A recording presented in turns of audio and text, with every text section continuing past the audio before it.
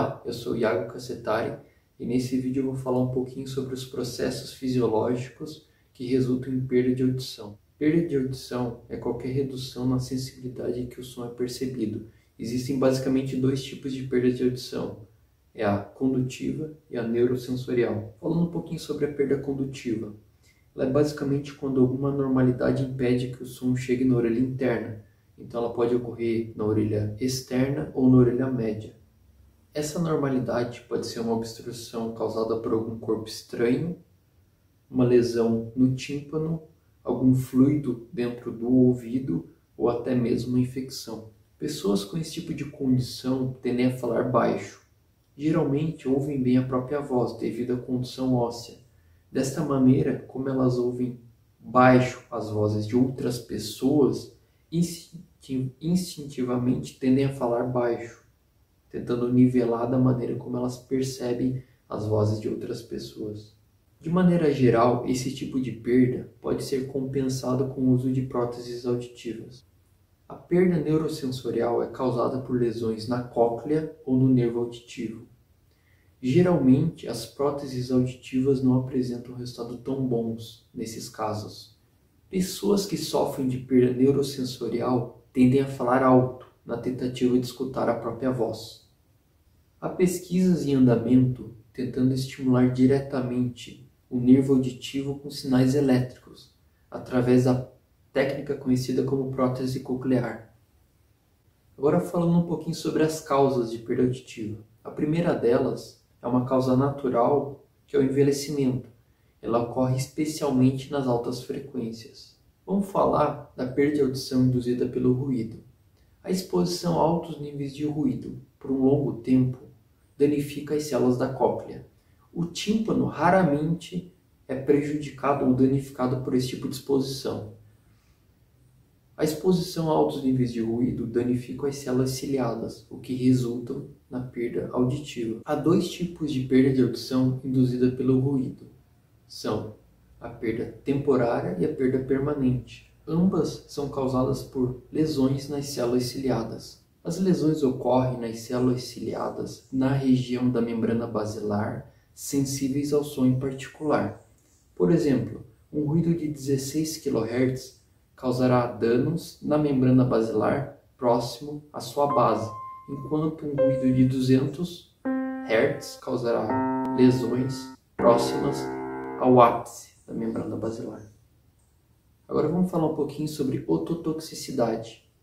É o resultado da exposição a um determinado agente químico com essa característica. Essa exposição pode sozinha resultar em perda de audição ou agravar a perda de audição já ocorrida pela exposição ao ruído. Então, por exemplo, numa empresa, para preservar a audição do trabalhador nessas condições, o mais indicado, ao invés de fornecer protetores auriculares, seria o fornecimento de máscaras para agentes químicos. Vamos falar um pouquinho da perda funcional.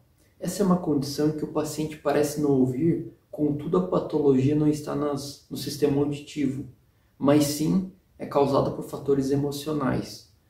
Essa é uma perda bem complicada de ser diagnosticada e muitas vezes a causa emocional não é detectada e o paciente acaba recebendo tratamentos inúteis por longos períodos.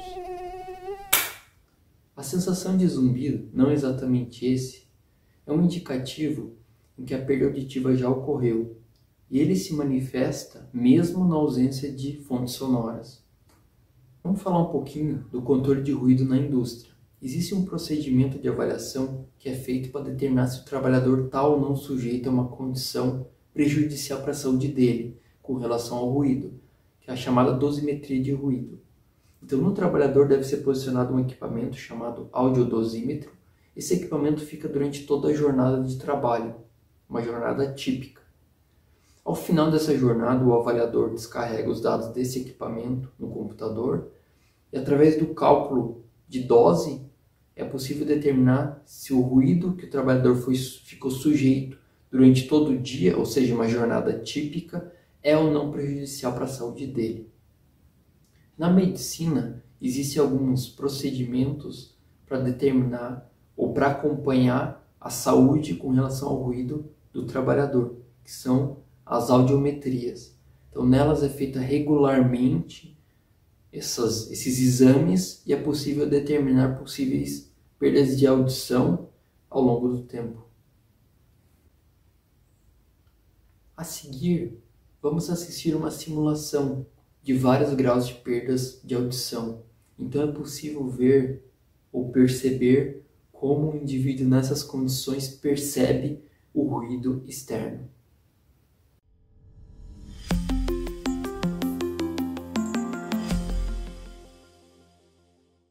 I read in the newspaper today that a new theatre is opening. Isn't it great? Sure is. What plays are they showing? I think it will be the one we saw last year. Do you remember? Yes, I do. Do you want to go and see it again? The play is so good, it'll probably be worth it. You're right. It's always interesting to see if they do it a different way. The director is relatively unknown as well. These new directors usually have a different perspective of showing things too. We should see that play. Good. Let's ask some friends. I'll find out who's interested. Okay. I guess we'll have some time to make arrangements, right? The theatre won't open for another 4 months, but I'm sure they'll start selling tickets soon. In that case, we should buy the tickets. They'll sell out fast. Right, let's find it good.